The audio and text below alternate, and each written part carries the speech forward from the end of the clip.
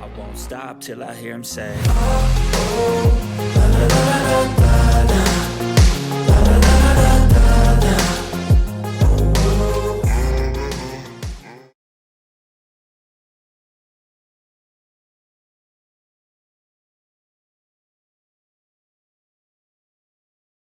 price, and I'm going to show you guys that where the banking elite individuals bought either prior to the lawsuit or during the lawsuit so they can get in at a discount. Let me show you guys what I'm talking about. This is literally mind-blowing. Alrighty, what is going on, everyone? Welcome back to another CYPRX video breakdown. In today's video breakdown, I have a very interesting guest for you all today. If you guys haven't checked out Mr. Man's content on YouTube, I highly advise that you guys go and check it out. We have a guest today speaking about this potential corruption in the SEC ongoing case versus Ripple. We have some very interesting documentation to provide with you all here today. So, Mr. Man, what's going on? Thank you so much for tuning in. I do appreciate you for doing this collaboration with me, and I hope that we bring some very interesting things to light today. So, we're going to be talking about this recent headline that swept the news that we've seen a lot of other researchers and XRP enthusiasts cover, but we're going to give you a little bit more of an in-depth perspective. So Mr. Man's going to cover some documentation surrounding Judge Analista Torres and his perspective on the case. And then I'm going to go into detail as to how I think that this whole entire thing is a setup by the elites in order to give themselves discounted opportunities on XRP. And I'm going to show you guys that from my perspective in detail, some things that I found in the form of documentation, and then we're going to go over price analytics. So this all kind of stemmed from this fundamental right here. This is from Binance Feed, and it reads, Deaton refutes claims that the judge, which is Analista Torres and Judge Netburn, right, are part of some sort of deep state.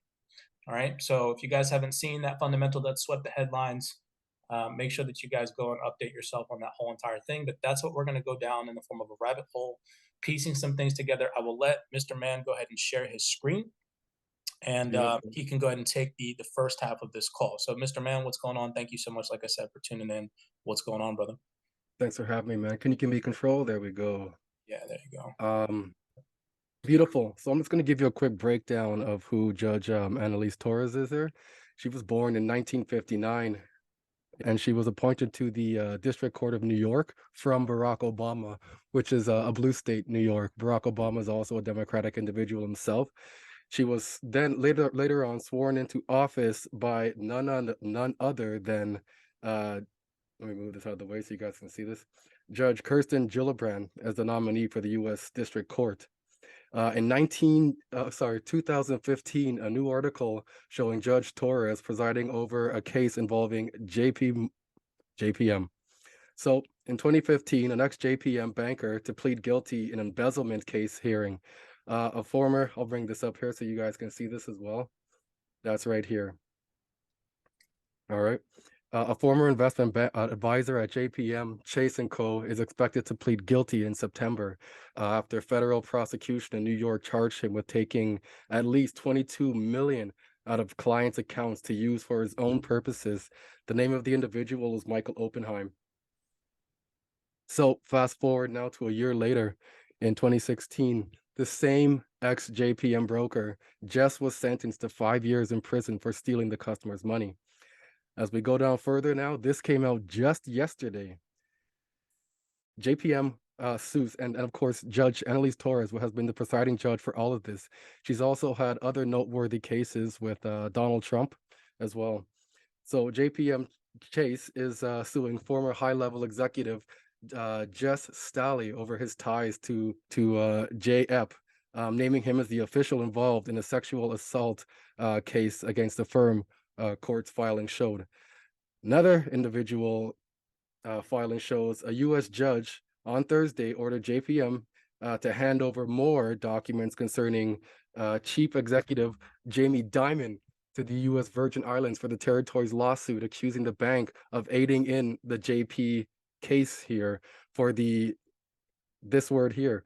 So the U.S. District Judge Jed Rakoff in Manhattan said the bank must turn over requested documents from the 2015 to 2019 period after JPM had dropped E from his clients. Rakoff now did not explain his reasoning for his one-sentence order.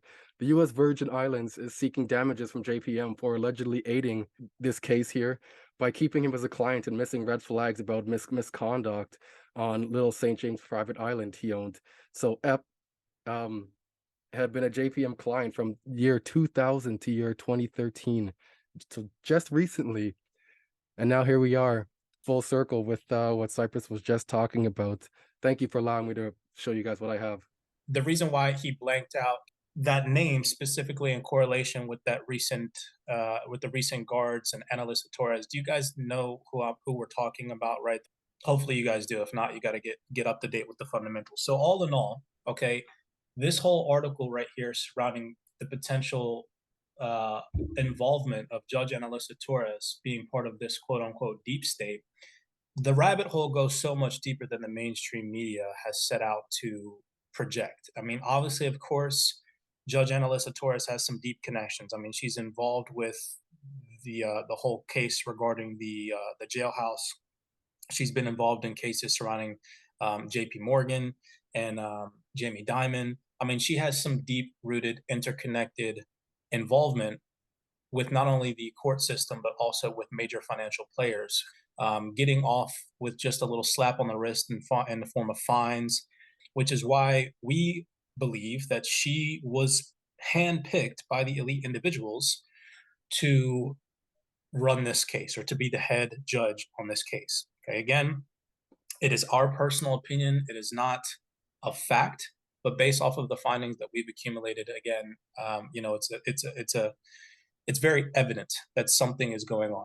Now, what that something is, again, we're just here in an attempt to piece that together for you all. So in my half of this video breakdown, very interesting things that I want to bring to light for you all. I made this little tiny picture for you all, and it says, the SEC claims that defendants violated the law and acted recklessly by selling XRP during the same time period they allowed their employees to buy, sell, and hold XRP. I want everybody to take a second right there, just pause. Think about what I just said.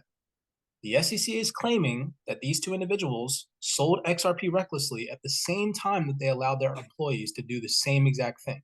Makes no sense whatsoever. So that's the rabbit hole that I'm going to jump down today. We know that on December 22nd, 2020, the SEC charged Ripple and two executives with conducting a $1.3 billion unregistered securities offering, which again, by the way, you know, at the end of the day, Ripple has enough money to cover this expense. Even if they were to be sued $1.3 billion, Ripple could pay that easily, okay? Just keep that in mind. This, in my personal opinion, was an elite propagated scheme in order to give the elite bankers and institutions a discounted opportunity to buy XRP. And I'm going to show you that again in today's video breakdown. So let's jump down the rabbit hole. The first questioning thing that I have for you guys is if you go to the sec.gov website and you type in right here their code of ethics, this document right here pops up. And if you scroll down to section J, where it talks and discusses and mentions cryptocurrencies in their code of ethics, it literally says right here, let me pull this up for you guys so you guys can see it a little bit better. I know that I'm on my big screen right now, so it might be a little tiny in the recording. So it says, in light of the extremely complex nature of the legal analysis regarding to cryptocurrencies to determine which ones are securities and which ones are not, Bayard has decided to allow investments in three cryptocurrencies, Bitcoin, Ethereum, and XRP, that are generally accepted to be currencies and are not currently subject to regulation by the SEC. These three cryptocurrencies are treated as non-covered securities, and outside of these cryptocurrencies, investments in other cryptocurrencies is prohibited. Interesting, right? Why on earth would the SEC be suing Ripple for selling an unregistered security when on its website, via its code of ethics that you can go and find on their website, does it mention that XRP is a currency? So that's the first part of the rabbit hole that we're going to go down. But then I did a little bit more digging, and I was like, that's kind of fishy to me. So in regards to this little tiny picture that I have right here, where the SEC claimed that defendants had violated the law and acted recklessly by selling XRP during the same time period that they allowed their employees to buy, sell, and hold XRP, we have right here this article that came out August 27, 2021. And it reads, by finance feeds, did you trade XRP? Ripple puts the SEC employees on the spot. Ripple has filed today a motion to compel the SEC to produce pre-clearance trading documents in regard to XRP, Bitcoin, and Ethereum, as well as certifications concerning SEC employees' XRP holdings, which, to full circle this, they refused to do. If they had nothing to hide, why would they not just provide these documents? Now, I'm going to show you all that filing. We're going to read some interesting parts of this filing, okay? And with that being said, you're going to come to the conclusion, at least I did, that this is all set up in a major plan by the elites. It makes absolutely no sense, okay? The SEC, surrounding some highlights on this, again, I'm not a financial advisor and I'm not a legal expert. So this is me as an influencer piecing this together and asking questions. It makes zero sense, okay? The SEC has a I guess you could call it, like, I don't know what the proper terminology is, but it has a form that the SEC has to follow where they have to disclose their holdings of cryptocurrency assets or anything that they invest in. The SEC employees have to. Yet once Ripple requested this information, the SEC denied that it even existed and refused to provide the documentation. Again, a red flag. Why would they refuse to provide the documentation, and why do they not have it on file when the SEC employees are required to keep a record of this? Okay, so I'm going to read that case filing, some highlights that I found that are very interesting that I want to shed to the community, okay, regardless if you hold XRP or not. This, in my personal opinion, just shows how corrupt the system is. The SEC even suing Ripple in the first place for selling unregistered securities, quote unquote, when they literally mention on their website that XRP is a currency, or at least projected as a currency. Okay, so here we go. It goes on to say, from Judge Honorable Sarah Netburn, this is Ripple filing and talking at the first half, and I'll get into a response from the SEC, which again makes zero sense. It goes on to say, the SEC not having viewed digital assets as securities. See example A, the SEC ILT. This is the paperwork that we're going to get into, where the SEC is required by law to track and monitor their employees' digital asset holdings, okay, and reports. It goes on to say, at the 1st of January 2018 policy, at all times from 2013 until at least January 19th, 2018, SEC employees were free to buy, sell, and hold XRP without any restrictions by the SEC. This evidence provides strong corroboration of the defendant's defenses in this case and undermines the SEC's claims, right? Think about what I just showed you guys in the form of that picture. How on earth does it even make sense that the SEC claimed that Brad Garlinghouse and Chris Larson are selling unregistered securities when they allowed their employees to pretty much do the same exact thing, right? Specifically, the now acknowledged fact that the SEC itself did not restrict its own employees from selling or buying XRP, notwithstanding its long-standing regulation against its employees engaging in securities transactions without pre-clearance, indicates that the SEC had not concluded prior to at least January 2018 that the sales and offers of XRP were securities transactions. It goes on to say, other representations by the SEC have further demonstrated the need for more information. The SEC maintains a prohibited holdings list pertaining to securities that fall within the SEC securities trading. So they have a list of things that pertain to that pertain to securities, okay? And it says it right here. The SEC securities trading ban, this document, along with a watch list identifying assets that are subject to case-by-case reviews rather than blanket prohibitions. The SEC represents that BTC, ETH, and XRP have never appeared on the prohibited list. Right? So don't you think if the SEC actually believed that XRP was a security that it would appear on this prohibited holdings list, right?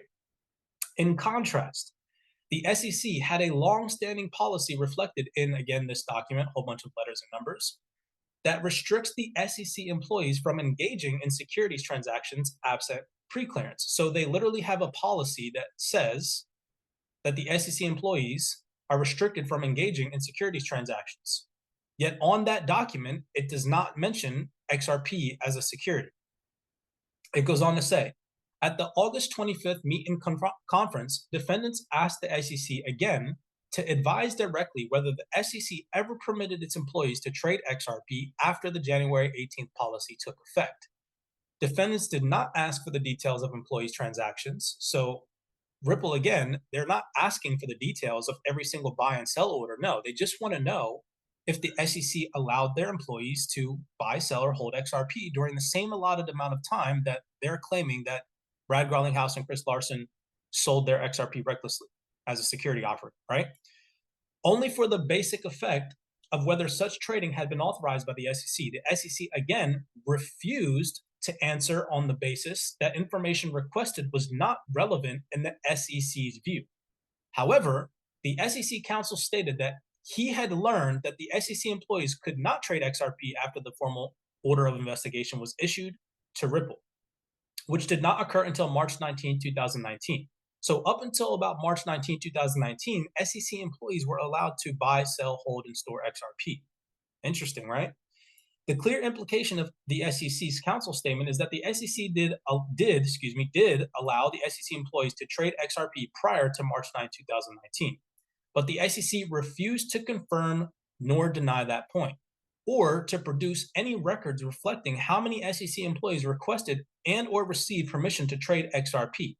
The SEC has likewise refused, again, to produce any documents bearing on its oral representation that the SEC employees could not trade XRP. So what is the SEC hiding? That's what got me interested in reading this document. If it's so simple, right? Why would the SEC refuse this documentation? Okay, it's so simple to understand. If you understand basic principles of manipulation, market manipulation, and how corrupt the system is, it says corruption all over it. Okay. Defendants also requested, so this is the defendants in this case are Ripple. Okay. So Ripple requested that the SEC has additionally refused to produce their certifications by its employees showing the amounts of XRP they bought, sold, or hold on an annual basis. It goes on to say, the defendants, Ripple, are entitled to know whether the SEC permitted its own employees to sell, buy, and hold XRP as the market participants during the very period that the SEC now claims that the defendants, Ripple, violated the law and acted recklessly by selling XRP.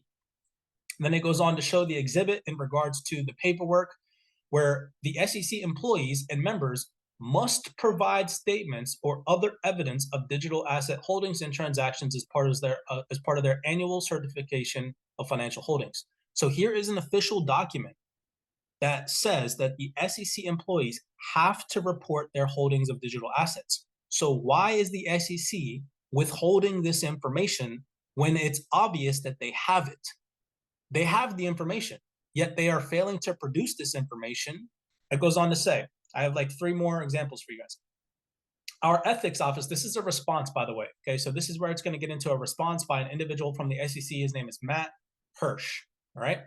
Their response back to Ripple's request, it goes on to say, our ethics office, talking about the SEC, prohibited holdings listing pertaining to securities that fall within this document.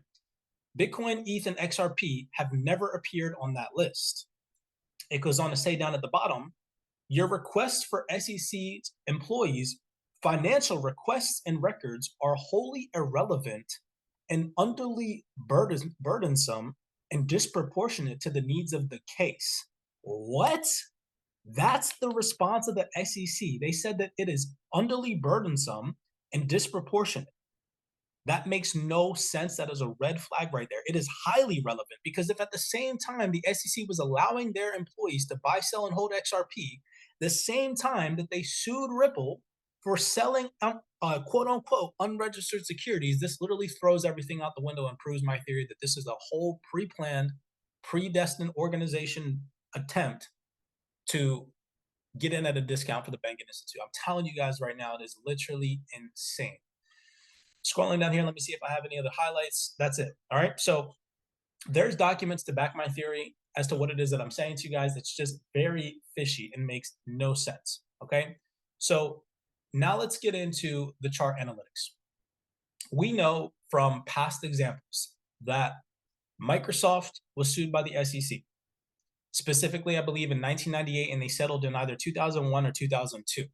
Time is very important. And as you guys know how we approach the markets here at CYPRX, time plays a very important role as to how we view the charts. And then I'm going to show you guys that in today's video breakdown, how insanely correlated the price action of these three stocks is looking exactly how the charts are looking like right now via the Ripple versus SEC case. So pay attention to detail. We have Microsoft sued by the SEC, Amazon sued by the SEC, and Tesla sued by the SEC. Major tech companies all sued by the SEC because these individuals, these elite individuals, in my perspective, again, my personal opinion, knew that they were going to be the future of this digital transformation that happened back in the early 90s and early 2000s. Okay. And they wanted an opportunity to get into a discounted price. So in my personal opinion, again, these SEC cases, which I'm going to show you via the chart analytics, were pre-programmed and designed in order to give the elites discounted prices. Let me show you guys what I'm talking about. And you cannot make this up. If it was a coincidence, it would have only happened one time.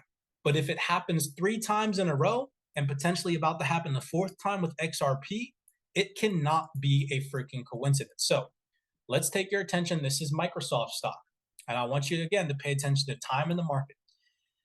Before or during the lawsuit, I'm going to show you guys an example real fast of everything that happened. So before or during the lawsuit, each of these stocks, including XRP, which is not a stock, it's a cryptocurrency, rose in value either during the lawsuit or after the lawsuit was initiated. During the length of the lawsuit or after the lawsuit settled, the price of the stock and the price of XRP depreciated over time. Now, either when the settlement happened or after the settlement happened, before a parabolic rally happened and took place on Microsoft, Amazon, and Tesla, the banking elites got to get in at a discounted price prior to or during the price that they bought of the SEC lawsuit. This exact pattern, okay, here is where during Microsoft's lawsuit, you guys will be able to see in the chart analytics that price rose in value during their settlement, and right after their settlement, price skyrocketed. Same thing with Tesla, same thing with Amazon, same thing with Ripple. You guys will see in the charts that in December 2020, the price of XRP rose in value. And now we are experiencing the same thing that we've experienced with these past stocks. During the meat of the lawsuit, we saw a depreciation in value, and we are waiting for this last event to take place, which is either another capitulation moment or we are already in a discounted price. And I'm going to show you guys that where the banking elite individuals bought either prior to the lawsuit or during the lawsuit so they can get in at a discount. Let me show you guys what I'm talking about. This is literally mind-blowing, okay? So we're on the weekly chart for each of these assets or each of these stocks, and then we'll go into the weekly chart as well on XRP. So prior to the lawsuit, you guys can see 1997, 98. This is when the lawsuit was inflicted on Microsoft Corporation. The banking elite individuals, they bought down here, roughly at about $20, $19 per stock. Price rose in value. We come over here where it says the settlement in the antitrust case between the U.S. Department of Justice and Microsoft was reached on November 2nd, 2001. And you guys can see down at the bottom of my charts, after it was settled, look what happened. They pushed price down into a discount. Again, a catalyst that was inflicted in the market in order to give it a fundamental to push price down a discount. The market must have a reason to move. If it just moved for quote unquote no reason, they wouldn't be able to cover their tracks with anything. And you guys can see where they bought from at a discount, where they bought from either during the lawsuit or prior to the lawsuit ever existing. And then after that, what happened? Price went parabolic, okay? Freaking skyrocketed, right? Coincidence, huh? I think not. Let's go over to Amazon. Same exact thing. Let's look at the Amazon price action. Okay, before the lawsuit. So the Amazon lawsuit, I believe, happened in 2005, if I'm not mistaken. So prior to that, you guys can see price rose via Amazon stock during the meat of the lawsuit. And when the Amazon lawsuit settled in 2005, what happened? You guys can see down at the bottom of my charts, after the 2005 time period, price discounted. And what did the elite individuals do? They bought from a discount where they bought from prior to the lawsuit. And what did price do afterwards? Just remember that it tanked after the lawsuit ended and then went freaking parabolic. So after they shook people out, and what happened? Price went parabolic. Last but not least, we have Tesla. Okay, Tesla happened a little bit late. The lawsuit happened in, I believe, 2018, if I'm not mistaken, or it settled in 2018. So here you guys can see, prior to the lawsuit, price rose in value. So this was 2017. Lawsuit came about. The case was settled in 2018 with Musk and Tesla agreeing to pay $20 million each to the SEC to settle the allegations. And you guys can see what happened. 2018, the lawsuit settled. What did price do? Dropped, tanked, straight down into a discount. So the elite individuals could buy where they bought from beforehand or before the lawsuit. It is all a manipulation. What happened after that? Price skyrocketed. Boom. Nuts. And has never returned back to these lower prices since. Let's take a look at XRP. It is literally identical. You cannot make this stuff up. I'm also going to give you guys my bearish targets, which could or could not come into fruition, react accordingly. Okay. So we're going to talk about the historical price level of 24 cents. And below that, the 13-cent psychological level and why it plays an important role. So if I am correct with this theory, look at this price action. The lawsuit took place in December 2020. What happened? Price tanked. The elites got in at a discount, bought in at 24 cents, and price went parabolic. Okay, I mean, in a sense, price went parabolic. I mean, it rallied massive amounts of percentages, all the way up to about $1.95, right? During the meat of the lawsuit, just like how all of those other stock companies, they declined in value over time via the lifeline of the settlement or the SEC lawsuit. And look where we're at now via the correlation with the price action on XRP. We are about to potentially see, according to the fundamentals that have come out, a settlement or a resolution in this case. And we are again at a discounted area where the banking institutions bought from either during the case or prior to the case. Okay, prior to the case, I want you all to pay attention to this. Actually, you know what? Let's get into the historical level of the 24 cents. So every single time I've been mentioning this to you guys now, these price action targets, again, may or may not come into fruition. This is just my personal opinion. I will always have buy orders, buy limits set at these two levels just in case it happens. And in my personal opinion, I am a firm believer that this is going to come into fruition at some point in time in the future before we see a parabolic move on XRP, just like we saw on Tesla, Amazon, and Microsoft. So again, we're all sued by the SEC. Look at where these banking elite individuals were buying prior to the lawsuit. So this is back in the beginning of 2020. They bought at roughly at around 13 cents on the dot. So if they're going to buy again at a discount, where are they going to want to buy from? Somewhere underneath of 24 cents, hovering at around 13 cents. Same thing on the drop of the dime on the lawsuit. When the lawsuit came into fruition, massive amounts of money came into the market at 24 cents. So if these elite individuals are going to buy again at a discount or lower than where they bought from prior to the lawsuit or during the lawsuit, these are the two levels, in my personal opinion, where they're going to buy from. Okay? Not this intermediary, confusing consolidation bullcrap that they're messing around with, creating liquidity above highs and beneath lows right now. Okay? And you guys can see every single time XRP price tapped into 24 cents once in the history, in the past, went parabolic twice, parabolic 3 times, 4 times. In my personal opinion, again, this was all set in stone, being tracked, monitored, and manipulated by these elite individuals Blessings to you guys. I hope that you guys enjoyed that little tiny video breakdown. Again, nothing that I'm constituting here is financial advice. These bearish targets could or could not come into fruition. This is just what I'm seeing in the market, okay? Based off of history, based off of manipulation. It's literally insane when you try and piece it together. Blessings to you guys. I won't stop till I hear him say